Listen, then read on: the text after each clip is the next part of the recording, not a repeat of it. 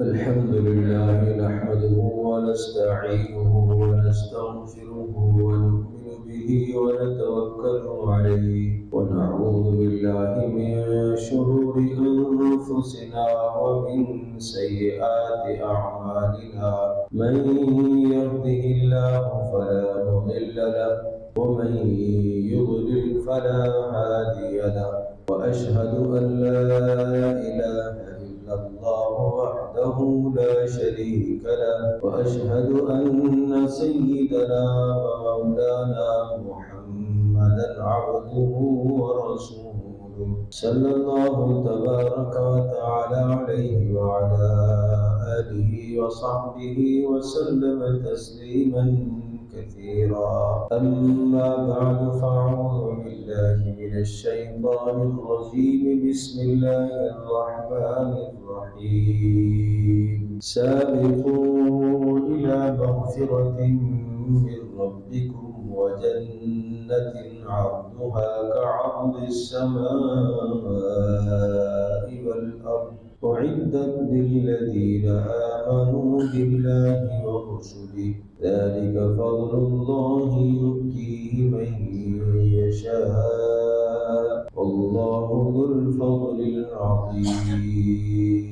صدق الله مولانا العظيم. رب اشرح لي صدري ويسر لي أمري واحلل عقدة من لساني يفقهوا قولي.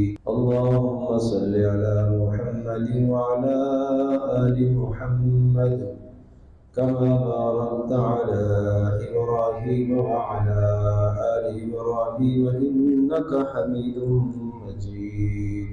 اللهم بارك على محمد وعلى آل محمد كما باركت على إبراهيم وعلى آل إبراهيم إنك حميد مجيد.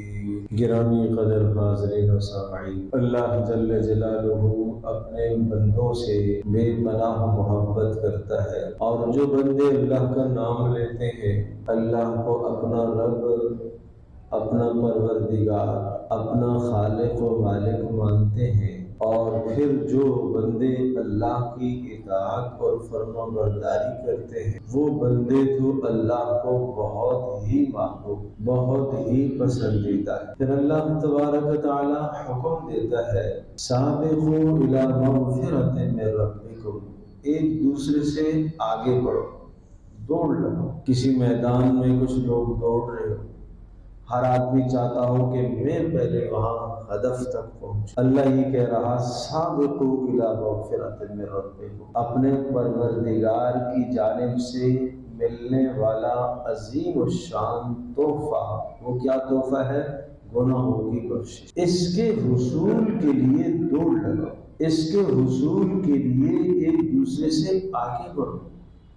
وفی ذالک فلیتنافس المتنافسون، اس قسم کے کاموں میں ایک دوسرے سے آگے بڑھا جاتا ہے۔ یہ نہیں کہ فلاں کا گھر بڑا ہو گیا تو میرا گھر بھی بڑا ہونا چاہیے، فلاں کی گاڑی ایسی ہو گئی ہے تو میری بھی ایسی ہونی چاہیے، فلاں کی زندگی کا اسٹیٹس یہ ہے تو میرا بھی ایسے ہونا چاہیے۔ اللہ پاک نے یہاں کہیں ترغیب نہیں دی، بلکہ یہاں تو یہ ارشاد فرمایا الہاکم التکاثر حتی زرتم المقابر، تمہیں باہمی ایک دوسرے پر فخر کرنے نے کہ میں اس سے آگے بڑھ جاؤں دنیا میں، اس چیز نے تمہیں تباہ کر دیا، ہلاک کر دیا۔ الہاکم التکاثر، اس نے تو تمہیں تباہ کر دیا، اس سوچ نے تو تمہیں برباد کر دیا، اس سوچ نے تو تمہاری نظریات کو خراب کر دیا، اس سوچ نے تو تمہارے عقائد کو تباہ کر دیا ہے، اس سوچ نے تو تمہیں آخرت سے غافل کر دیا ہے، اس سوچ نے تو تمہیں اللہ سے دور کر دیا ہے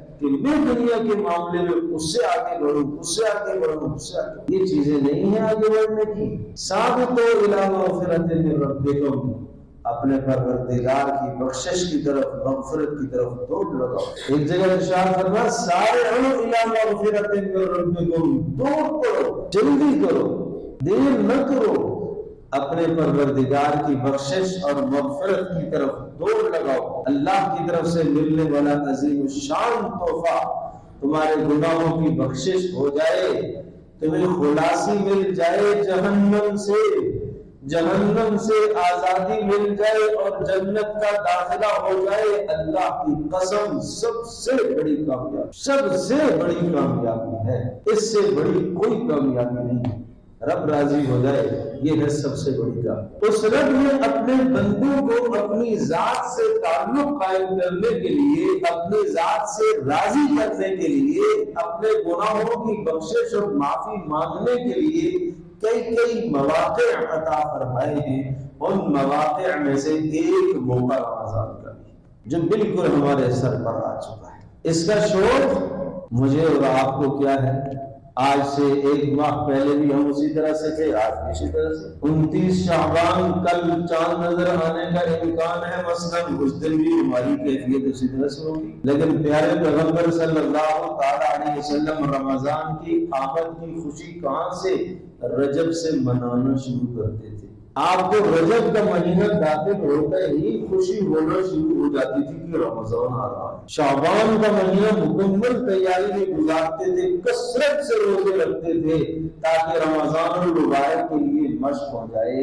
جیسے ہم فرض نماز سے پہلے سنتیں ادا کرتے ہیں، نوافل ادا کرتے ہیں تاکہ ہمارے فرض اچھے ہو جائیں، اس طرح سے رسول اللہ صلی اللہ تعالیٰ علیہ وسلم شعبان کے مہینے میں کثرت سے روزے رکھتے تھے۔ صحابہ کرام رضی اللہ عنہم اجمعین کا معمول تھا کہ اپنے صدقات اور اپنی زکات اور اپنے اموال شعبان میں نکالنا شروع کر دیتے تھے۔ کیوں؟ شعبان میں نکالنا شروع کر دیتے تھے تاکہ یہ مال غربا کے گھر میں پہنچے گا تو وہ رمضان کا مہینہ صحیح گزار سکیں گے۔ ہمارے یہاں فطرہ کب ہوتا ہے؟ عید والے دن، عید والے دن۔ سوچو تو صحیح، مقصد کیا ہے فطرے کا؟ ہدف کیا ہے اس فطرے کا؟ اس مال کا مقصد کیا تھا؟ اس مال کا مقصد تھا غریب کو عید میں شریک کرنا، غریب کو عید کی خوشی میں شریک کرنا۔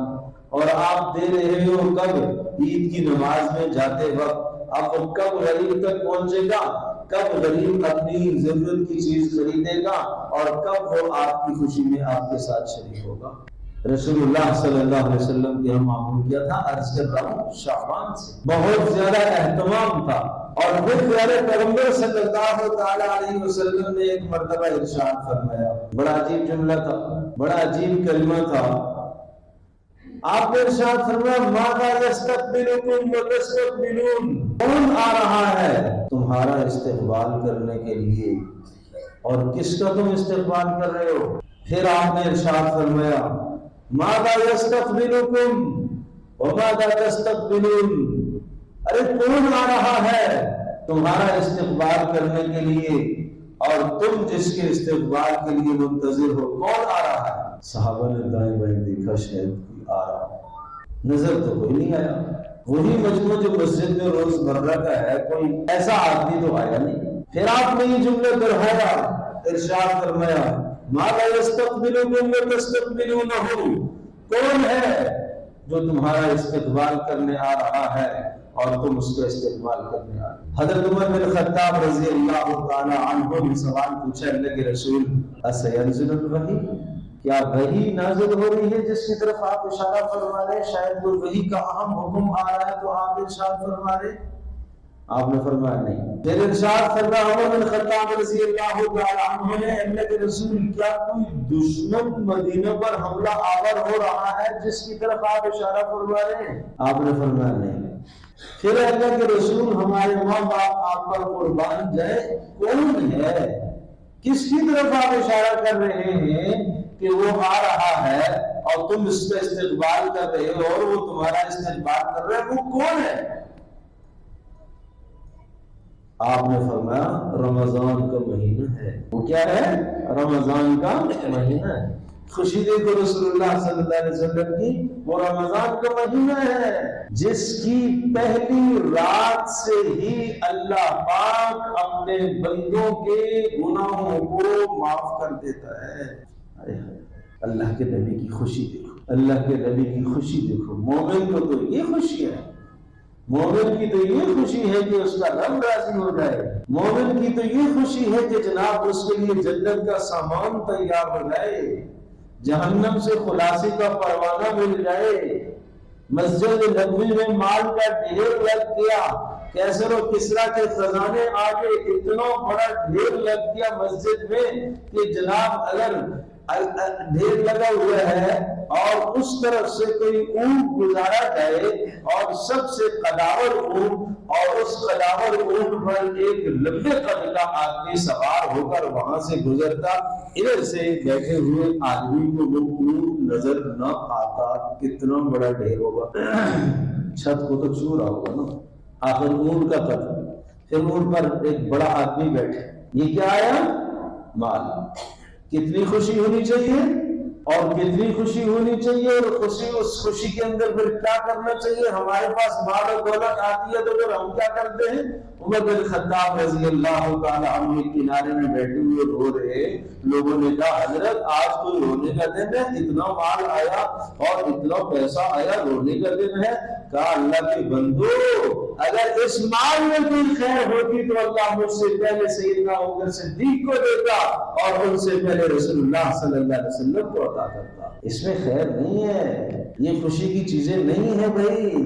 اصل خوشی تو یہ ہے کہ میرے گناہ معاف ہو جائے، اصل خوشی تو یہ ہے کہ میری جنت کا فیصلہ ہو جائے، اصل خوشی تو یہ ہے کہ میں جہنم سے بچ جاؤں۔ یہ رمضان المبارک کا مہینہ اس لیے آیا، تو اس مبارک مہینے کے اندر جو کام کرنے ہیں، جن کاموں سے ہمارے گناہ معاف ہوں گے، میں اعمال بتلاؤں گا، آپ نے یاد کرنے ہوں گے، میں انگلیوں پر گن کر بتاؤں گا، آپ نے یاد کرنے ہوں گے اور یاد کر کے ان پر عمل کرنا ہوگا۔ بہت آسان ہے کہ آپ نے رمضان کیسے گزارنا ہے، کیا کرنا ہے اس میں۔ انشاءاللہ آئندہ جمعہ میں بھی تفصیل سے بات ہوتی رہے گی، لیکن ابھی سے آپ یہ خلاصہ جو ہے یہ ذہن میں رکھیے گا اور اس خلاصے کو اپنے گھر میں بھی بتائیے، گھر میں بھی مذاکرہ کیجیے۔ رمضان المبارک میں 4 کام کرنے کے اور 1 کام نہ کرنے کا، 5 چیزیں ہوں گی۔ کرنے کے کام کیا ہے؟ نمبر 1 صیام رمضان، رمضان کا روزہ نہ چھوٹے بھائی، یہ روزہ ساری زندگی کوئی رکھتا رہے، رمضان کے چھوٹے ہوئے روزے کے ثواب وہ نہیں پا سکتا۔ ساری زندگی 70 سال رکھتا رہے، پورے سال میں کوئی روزہ نہ چھوڑے، رمضان کے 1 روزے کے چھوٹے ہوئے کا ثواب، خیریں اور برکتیں وہ نہیں حاصل کر سکتا۔ روزہ نہ چھوڑے، جوانوں روزہ نہ چھوڑے، بزرگوں بغیر عذر کے روزہ نہ چھوڑے، بیماری سفر مستثنا ہے، ویسے ملازمت مزدوری، دن کو مزدوری کر رہے ہو، روزہ نہ چھوڑے، روزہ نہ چھوڑے، لیکن روزے کو روزے کی طرح رکھنا ہے۔ روزے کا معنی صرف کھانا پینا، اس سے اپنے آپ کو بچانا نہیں ہے، آنکھ کو بھی گناہ سے بچانا، کان کو بھی گناہ سے بچانا، زبان کو بھی گناہ سے بچانا۔ پیارے پیغمبر صلی اللہ علیہ وسلم نے فرمایا کہ جب تم روزے سے ہو اور اگر کوئی آدمی آپ سے بحث مباحثہ کرے، گالی دے، گالی برا بھلا کہے، تو یہ نہیں کہ اس نے 1 دی تو تم 2 دو، اس نے 2 دی تو تم 4 دو، نہیں، رسول اللہ صلی اللہ علیہ وسلم فرمائے فَإِنْ صَابَهُ أَحَدٌ، اگر کوئی آدمی تمہیں برا بھلا کہے اور گالی دے تو تم چپ ہو جاؤ اور تم یوں کہو بھائی صائم، بھائی میں روزے دار، بھائی میرا روزہ ہے، بھائی میں اپنا روزہ خراب نہیں کروں گا۔ پتہ چلا کہ گالی سے، زبان کے غلط استعمال سے روزہ خراب ہو جائے گا، روزہ برباد ہو جائے گا۔ اس لیے پہلا عمل ہے صوم رمضان، صیام رمضان، رمضان المبارک کا روزہ رکھنا، اہتمام کے ساتھ روزہ رکھنا، خوشی سے صبح اٹھنا، خوشی سے افطار کرنا۔ اب افطار کا وقت آ گیا، اے اللہ تیرے ہی نام پر رکھا تھا، تیرے ہی نام پر افطار کرتا ہوں۔ اللہم لک صمت وعلی رزقک افطرت، کیا خوب دعا ہے، تیرے ہی لیے رکھا ہے، تیرے لیے رکھا ہے اور تیرے ہی دیے پر افطار کرنا۔ لذت آئے صبح سحری کھاتے ہوئے بھی اور شام افطار کرتے ہوئے بھی لذت آئے کہ ایک عبادت میری مکمل ہوئی، الحمدللہ۔ بوجھ نہ سمجھنا روزے کو، بوجھ نہ سمجھنا روزے کو۔ شریعت نے رخصت ہر طرح کے دی ہے کہ دن کو اگر تم نڈھال ہو گے تو ٹھیک ہے، ترک کر دو۔ دن کو اگر تم اتنے نڈھال ہو گے کہ تمہیں کسی اچھے ماہر ڈاکٹر نے بتا دیا اگر نہ توڑا روزہ تو تم مر جاؤ گے، بیمار ہو جاؤ گے، بیمار پر چھوڑ دو روزہ۔ اب جبر نہ کرو، اب زبردستی نہ کرو، اب شریعت نے رخصت دی ہے، اجازت دی ہے، اس کو استعمال کرو، نہیں کرو گے گناہ گار ہو۔ عصر کا وقت تھا، رسول اللہ صلی اللہ علیہ وسلم نے حکم دیا روزہ توڑ دو، شدید پیاس سے نڈھال ہو گئے، لیکن کچھ نے توڑا، کچھ نے نہیں توڑا، وقت کیا بچ گیا؟ تو آپ نے فرمایا اولئک العصاة، اولئک العصاة، یہ روزہ رکھنے والے گناہ گار ہیں، یہ روزہ رکھنے والے گناہ گار ہیں۔ جب اللہ کا حکم آیا تو کیوں جبر کر رہے ہو؟ جب تمہیں بتا دیا کہ اب افطار کر دو اور اب روزہ چھوڑ دو، تم روزہ توڑ دو، نڈھال ہو گئے ہو تو کیوں نہیں توڑ رہے؟ تو یہ ہے روزہ۔ دوسرا ہے قیام رمضان، رات کا قیام کرنا۔ بھائی رات کا قیام، نماز تراویح کے ساتھ رات کا قیام کرنا۔ نماز تراویح میں قرآن مقدس کا از اول تا آخر سننا، از اول تا آخر قرآن مقدس کا سننا، یہ سنت ہے۔ میں جو لفظ کہہ رہا ہوں غور فرمائیے، میں کہہ رہا ہوں یہ لفظ سنت ہے۔ پیارے پیغمبر صلی اللہ تعالیٰ علیہ وسلم نے ارشاد فرمایا علیکم بسنتی و سنت الخلفاء الراشدین المہدیین، میری سنت اور میرے خلفاء راشدین ابو بکر، عمر، عثمان، علی رضی اللہ عنہم اجمعین کے طریقے کو، ان کی سنت کو لازم پکڑنا۔ ابو بکر کا بتایا ہوا طریقہ بھی آپ نے سنت قرار دیا، عمر کا بتایا ہوا طریقہ بھی آپ نے سنت قرار دیا، عثمان کا بتایا ہوا طریقہ بھی آپ نے سنت قرار دیا، علی المرتضی رضی اللہ تعالی عنہم اجمعین کا طریقہ بھی بتایا ہوا آپ نے سنت قرار دیا۔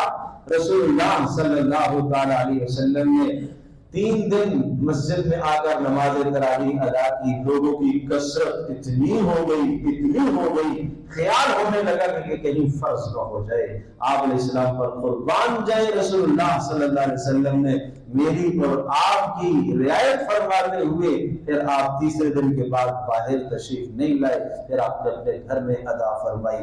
حضرت عمر رضی اللہ تعالی عنہ کے دور میں اب وہ خدشہ ختم ہو گیا، اب وہی تو نہیں آئے گی، اب اللہ کا حکم تو نہیں آئے گا کہ بھئی فرض کر دو نماز تراویح کو، وہ خدشہ ختم ہو گیا۔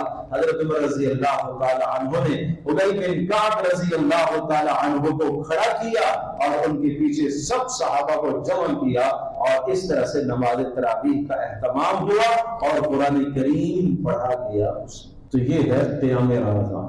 اور قیام رمضان جب روزہ انسان رکھتا ہے، خواہشات سے اپنے آپ کو روکتا ہے، کھانے پینے سے روکتا ہے، تو آدمی کے گناہ دھلتے ہیں، اور جب رات کا قیام کرتا ہے تو پھر اللہ کی طرف سے اسے نور نصیب ہوتا ہے، معرفت نصیب ہوتی، اللہ کی محبت دل میں آتی، سمجھ میں آئے یا نہ آئے اللہ کی محبت آتی ہے۔ لیکن میرے پیاروں، سمجھ میں آئے، آنا چاہیے، اتنا تو آنا چاہیے کہ پڑھنے والا کیا پڑھ رہا ہے۔ ایسے حافظ کو تلاش کرو جو آرام سے ٹھہر کر قرآن پڑھے۔ ورتل القرآن ترتیلا، قرآن کریم کا حکم ہے کہ آرام سے ٹھہر کر ایک لفظ علیحدہ کر کے پڑھا جائے۔ اتنا تیز پڑھنا کہ پیچھے والے کو سمجھ میں نہ آئے، ایسے پر قرآن کریم لعنت کرتا ہے۔ بھائی خوب اچھی طرح سے سمجھ لے، میرے لفظوں کو بہت اچھی طرح سے سننے اور سمجھنے کی ضرورت ہے۔ ایسا تیز پڑھنا حفاظ کے لیے بھی منع ہے۔ کل انشاءاللہ ہفتے کو مغرب سے عشاء کے بعد حفاظ کی ہم نے نشست رکھی ہے۔ ہم چاہیں گے کہ ہم حفاظ کو بھی سکھائیں کہ کس طرح سے قرآن کریم پڑھا جاتا ہے، کس انداز سے پڑھا جاتا ہے، کتنا تیز رفتاری کے ساتھ پڑھنا چاہیے۔ مقتدیوں کی خوشی کے لیے کہ جناب مقتدی کا واہ جی یہ حافظ صاحب تو ماشاءاللہ ہی ہے بھائی، اور یہ حافظ صاحب نے تو جی بڑا جلدی فارغ کر دیا جی۔ یہ مہینہ ہی اسی کام کا ہے کہ گناہ بخشوائیں، یہ مہینہ ہی اسی کام کا ہے کہ قرآن سے تعلق قائم کریں، یہ مہینہ ہی اسی کے لیے آیا ہے کہ ہم رات کو قرآن کریم سنیں، لیکن یہاں تو بھاگ رہے ہیں۔ سلف الصالحین کا یہ بھی طریقہ رہا ہے کہ رمضان المبارک کے 3 عشروں میں 3 قرآن کریم ختم کیا کرتے تھے، پہلے عشرے میں 1، دوسرے میں دوسرا، تیسرے میں تیسرا، یہ بھی طریقہ رہا ہے۔ چلو کم از کم یہ سنت ہے کہ آپ پورے رمضان میں ایک ختم کر لیں، ایک ختم کر لیں آپ، از اول تا آخر سنیں۔ کچھ میرے دوست، میرے بچے، میرے جوان پیچھے بیٹھے رہتے ہیں، جب امام اللہ اکبر جانے لگتا ہے اللہ اکبر رکوع میں تو پھر وہ شامل ہوتے ہیں، تو ان کے قرآن کا اتنا حصہ رہ گیا جو انہوں نے گپ شپ میں وقت گزارا نا، وہ حصہ قرآن کا رہ گیا۔ ٹھہر ٹھہر کے پڑھو، آرام سے پڑھو، حافظوں سے کہو اگر حافظ تیز پڑھے تو اس کو روکو، آرام سے پڑھے، ٹھہر کر پڑھنا، تدبر کے ساتھ پڑھنا۔ پھر اس میں جو ایسی آیات آپ کو سمجھ میں آ رہی ہیں جس میں اللہ کے عذابوں کا تذکرہ ہے، رونے کی کیفیت بننی چاہیے۔ جہاں اللہ کی رحمتوں کا تذکرہ آئے وہاں اللہ تبارک تعالیٰ سے خوش ہو کر آدمی اللہ سے رحمت مانگے۔ کس طرح سے ٹھہر ٹھہر کر پڑھے، یہ قرآن۔ ایک آدمی کسی سے ہم کلام ہوتا ہے، اور ہم کلام ہونے میں بھی میں آپ سے بات کر رہا ہوں اور میری ایک ایک بات آپ کو سمجھ میں آ رہی ہے نا، آرام سے میں گفتگو کر رہا ہوں تو میری ایک ایک بات آپ کو سمجھ میں آ رہی ہے، اور اگر یہی تقریر میں اتنی تیزی سے بولنا شروع کروں تو آپ کہیں گے پتہ نہیں سب کو کیا ہو۔ ایک ہی سانس میں الحمدللہ رب العالمین الرحمن الرحیم مالک یوم الدین ایاک نعبد و ایاک نستعین، سمجھ میں ہی نہیں آ رہا کہاں سے جا رہا ہے یہ اللہ کا بندہ، کس جگہ سے جا رہا ہے، نہیں پکڑ پاتے اس کو۔ ارے ظلم ہے قرآن کے ساتھ، اللہ کی قسم ظلم ہے، پیچھے کھڑے ہونے والا بھی ظالم ہے، پڑھنے والا بھی ظالم ہے۔ ٹھہر کر پڑھو، الحمدللہ رب العالمین الرحمن الرحیم مالک یوم الدین ایاک نعبد و ایاک نستعین اهدنا الصراط المستقیم صراط الذین انعمت علیہم غیر المغضوب علیہم ولا الضالین۔ کتنا وقت لگے گا بھائی؟ ایسا پڑھنے میں 15 منٹ زیادہ ہو جائیں گے، 10 منٹ زیادہ ہو جائیں گے تو کیا ہوگا؟ 10 منٹ کہاں لگے؟ مسجد میں لگے، اللہ کے گھر میں لگے، بادشاہ کے گھر میں آپ کہو آدھا گھنٹہ اور گزر جائے، دیکھ لیتے دائیں بائیں مزے لوٹ لیتے ہیں، اللہ کے گھر میں 10 منٹ اور لگ گئے، کیا مسئلہ ہے، کیا پریشانی ہے؟ الف لام ذلك الكتاب لا ريب فيه هدى للمتقين الذين يؤمنون بالغيب ويقيمون الصلاة ومما رزقناهم ينفقون والذين يؤمنون بما أنزل إليك وما أنزل من قبلك وبالآخرة هم يوقنون أولئك على هدى من ربهم وأولئك هم المفلحون۔ اس سے زیادہ تیز نہ پڑھو، ایک ایک حرف سمجھ میں آنا چاہیے، ایک ایک لفظ سمجھ میں آنا چاہیے۔ آپ اپنے حافظ صاحب کو لگام دو، حافظ صاحب آہستہ آہستہ آہستہ، تو نے اپنا مسلح صرف پورا نہیں کرنا ہے، ہم نے قرآن کریم سننا ہے، ہم نے سننا ہے۔ ٹھہر ٹھہر کر پڑھواؤ، ٹھہر ٹھہر کر پڑھواؤ۔ صیام رمضان، قیام رمضان، 2 باتیں ہو گئی۔ تیسری بات ختم قرآن، خود از اول تا آخر پورا قرآن ختم کرنے کی رمضان میں کوشش کیجیے گا۔ ایک ایک پارہ روزانہ پڑھتے رہو، ہر نماز سے پہلے، ہر نماز کے بعد، 5 منٹ نماز سے پہلے، 5 منٹ نماز کے بعد آپ وقت دیں گے، آسانی کے ساتھ ایک پارہ آپ کا روزانہ ختم ہو جائے گا۔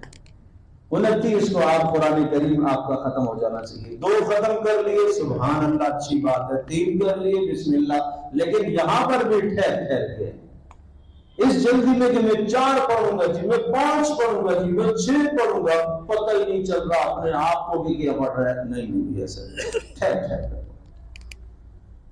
تو صیام رمضان ہو گیا، رمضان کا روزہ رکھنا، رمضان کا رات کا قیام، نماز تراویح میں۔ نمبر 3 ختم قرآن، از خود قرآن کریم کی تلاوت از اول تا آخر۔ 4تھا کام ہے اعتکاف، رمضان کا آخری عشر۔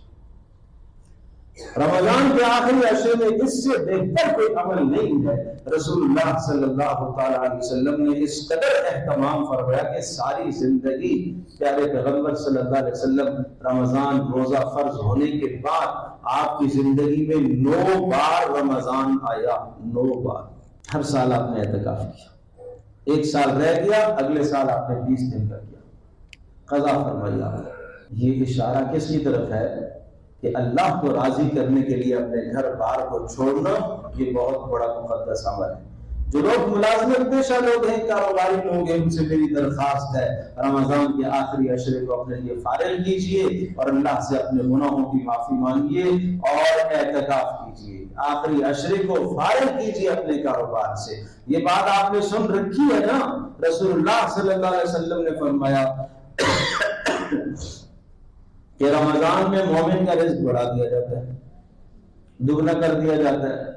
تو پھر کیا ہوتا ہے دگنا کرنے کا مطلب؟ اگر 4 گھنٹے میں ایک آدمی نہیں، روزانہ 8 گھنٹے ایک آدمی مزدوری کرتا ہے، دکان کھولتا ہے اور 8 گھنٹے کے اندر اس کے اتنے پیسے وہ کما لیتا ہے کہ گھر کا خرچہ چل رہا ہے 8 گھنٹے یومیہ کام کر کے، تو دگنا ہونے کا مطلب کیا ہو گیا کہ اب اگر 4 گھنٹے کام کرے گا نا تو پھر کام چل جائے گا۔ لیکن یہ 4 گھنٹے نہیں کرے گا، 8 گھنٹے نہیں کرے گا، یہ 16 گھنٹے کرے گا، یہ 22 گھنٹے کرے گا۔ کیوں؟ سیزن ہے۔ اور میرے پیارے سیزن کمانے کا ہے تو نیکیوں کا سیزن بھی تو ہے۔ کیوں بھی دنیا کو ترجیح دے رہا ہے آخرت کے مقابلے میں؟ بل تؤثرون الحیات الدنیا، ارے تم کیوں دنیا کو ترجیح دے رہے ہو؟ والآخرۃ خیر وابقیٰ، آخرت حالت خیر بہتر ہے اور باقی رہنے والی ہے۔ بھائی کیوں ظلم کر رہے ہو اپنے اوپر؟ نہ کرو ایسا۔ اللہ نے کیوں دگنا کروا دیا؟ اسی لیے دگنا کروا دیا کہ 8 گھنٹے کا کام 4 گھنٹے میں ہو جائے اور پھر آپ مسجد کو آ جاؤ، پھر اور اپنا وقت عبادت کو دے دو، پھر اپنا وقت اپنے رب کو دے دو۔ تو اس لیے عرض کر رہا ہوں کہ صیام رمضان، قیام رمضان، ختم قرآن، اعتکاف، یہ 4 کام کیا ہیں؟ کرنے کے۔ یاد رہیں گے یہ 4 کام کرنے کے ہیں۔ روزہ جس طرح سے رکھنے کا حق ہے، تفصیل آئندہ جمعوں میں انشاءاللہ ہم ذکر کریں گے۔ رات کا قیام، اس کا اہتمام کیا جائے، خود قرآن کریم پڑھنے کا اہتمام کیا جائے، اور آخری عشرے میں اعتکاف۔ یہ 4 کام کرنے کے۔ 5واں کام نہ کرنے کا، ہر قسم کے گناہ سے اپنے آپ کو بچانا، ورنہ فائدہ نہیں۔ روزہ ڈھال ہے، ڈھال جہنم سے بچاؤ کا ذریعہ ہے، لیکن جب تک بندہ اس کو پھاڑ نہ دے۔ کس سے پھٹ جاتا ہے؟ غیبت سے روزہ پھٹ جاتا ہے، چغل خوری سے پھٹ جاتا ہے، بری نظر سے پھٹ جاتا ہے، غیر محرم کی طرف دیکھنے سے، کسی کو حقارت سے دیکھنے سے، کسی کو ذلت کی نگاہ سے دیکھنے سے، یہ گناہ کے کام ہے۔ اور میرے پیاروں، ایک اور بات بڑی اہم ذکر کروں گا، وہ یہ ذکر کروں گا کہ روزہ آپ نے رکھا ہے اور بہت مشقت کی ہے، لیکن شام کو اگر روزہ آپ نے افطار کیا حرام مال سے، بس ایسا ہی ہے جیسا کہ جانور باندھا ہوا تھا، صبح سے لے کر شام تک بھوکا اور اس کو کچھ نہ حاصل ہوا، بس اس کی مثال۔ یہ ظلم بھی نہ کرنا، حلال کا اہتمام کرنا، اور یہ ظلم بھی نہ کرنا غیر مسلم اقوام کی مصنوعات بھی اپنے گھر میں مت لانا۔ وہ جو پیپسی تم پیو گے نا، اس سے 2 گولیاں خریدی جا سکتی ہیں، اور وہ 2 گولیاں فلسطینی بچوں کے سینوں کو چھلنی کر لے گی۔ نہ کرو یہ ظلم، توبہ کرو اس چیز سے۔ بائیکاٹ کیا تھا، جب آواز چلی ممبروں سے بھرپور لوگوں نے بائیکاٹ کیا، آواز خاموش ہوتی ہے ہم بھی بھلا جاتے ہیں، پرانی روش پر ہم بھی آ جاتے ہیں۔ چھوڑ دو ایسی چیز کو، کیا ان کے بغیر ہماری زندگی نہیں گزر سکتی؟